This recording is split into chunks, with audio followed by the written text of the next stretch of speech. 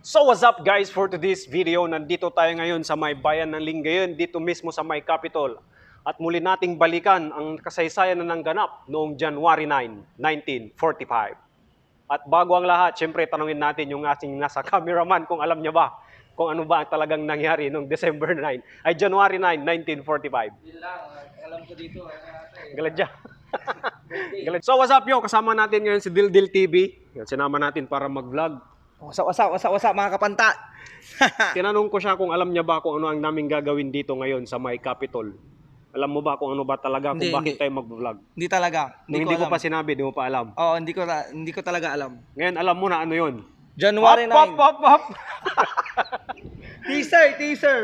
Teaser. At dahil dyan, tayo ay magtatanong ng ating mga kapwa Pangasinense na nandito lang sa may palibot ng Lingayen Capitol kung alam ba nila kung ano ang naganap noong January 9, 1945. Let's go!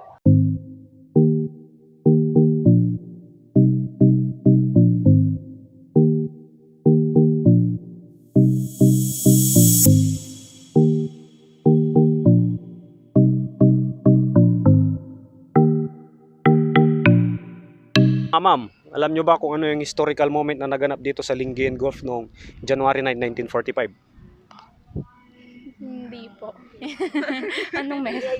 Anong meron? Any idea? Ma'am, mukhang meron. Ikaw ma'am, mukhang meron. Ikaw?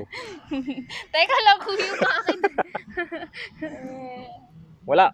Ano? Hindi nyo kabisado. I think na-invento tong pasyalan na to. Yes, touch. Fiesta. Ikaw ma'am, Photoshoot daw. photoshoot. Kilala nyo ba ang nagsabi ng salitang, tatanong lang namin kung alam mo ba kung ano yung naging historical moment na naganap dito sa Lingayen Gulf noong January 9, 1945? Hindi po. Ha? Bakit? Hindi ko rin po alam. I mean, wala din po kasi nakapagsabi sa akin kung anong meron sa January 9. Though, ano din po kami dito. Naglilibot kami ng mga kaibigan. So guys, hindi niya alam at hindi rin alam ni Dildil kanina kung bakit. Pues sasabihin natin kay ma'am kung ano yun. Teaser. Hey mama, itatanong ko lang sa inyo kung alam nyo ba yung historical moment na nangyari dito sa Lingayen Gulf noong January 9, 1945? Hindi po eh. Wala po kaming idea.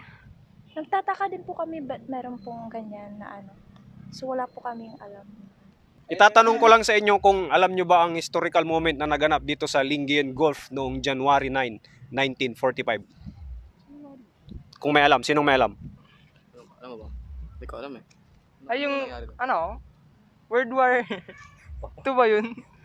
Mga ma'am, alam nyo po ba ang nangyari na historical moment dito sa Lingayen Gulf noong January 9, 1945? Hindi po. Hindi po. Hindi din po. Justin, ikaw? Hindi din daw.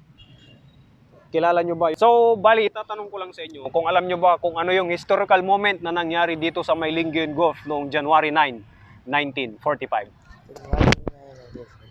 Ikaw, sir? Hindi. Ikaw, sir? Lingayen Golf po? Dito sa Lingayen Gulf. Parang, pagkakalam ko si ano eh. Paglanding po ng ano, si General Douglas MacArthur ba? More likely like that. Ikaw nagbabasa ng history? Magbasa ka kasi ng history. Oo. Well, yung sagot mo is tama. Yun yung landing ni Douglas MacArthur dito sa ating Lingayen Gulf noong January 9, 1945. Sa dinami-dami ng ating tinanong dyan dito sa may Capitol, meron tayong nakita na alam niya ang kanyang history. Sir, anong pangalan mo, sir? Robert Joseph po. Taga saan? Aplaya, Pangapisan po. Aplaya, Pangapisan North. Tama? Yes po. Ayun. Actually, ikaw lang talaga yung nakasagot.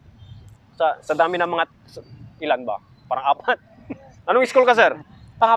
Pangasinan po. Pangasinan? Pangasinan National High School. Kung sino man po yung teacher nito sa history, ito na po yung bunga. Alam niya po yung kanyang history. General Douglas MacArthur in personal command at the front landed with his assault troops at Lingayen Gulf. His plan was to send a large part of his forces down the central plain of Luzon to recapture the city of Manila.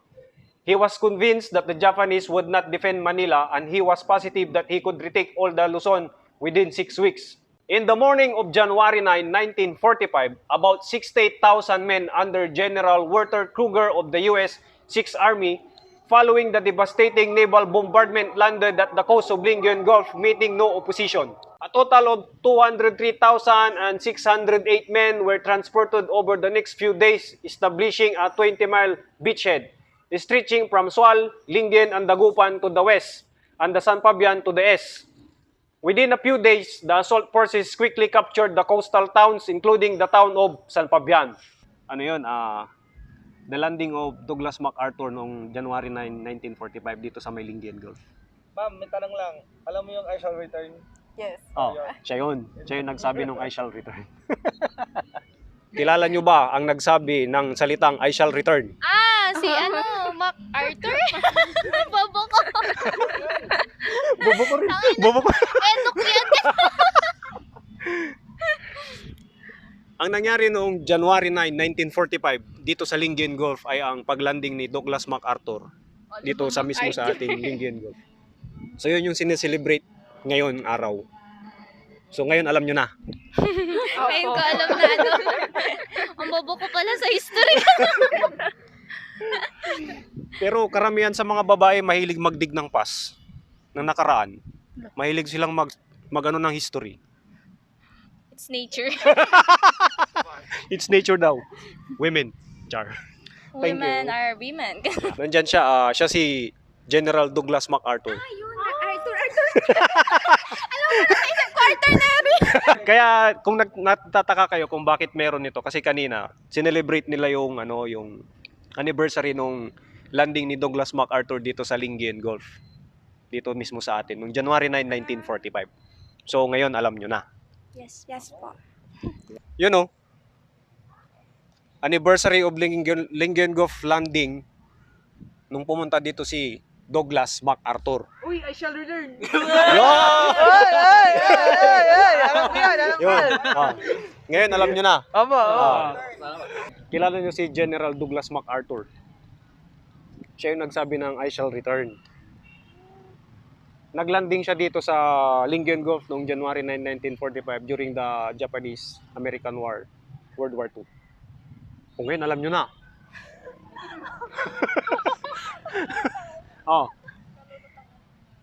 Lutang.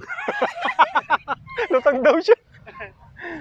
General Douglas MacArthur lands in the Philippines at Lingayen Gulf on Luzon, January 9, 1945.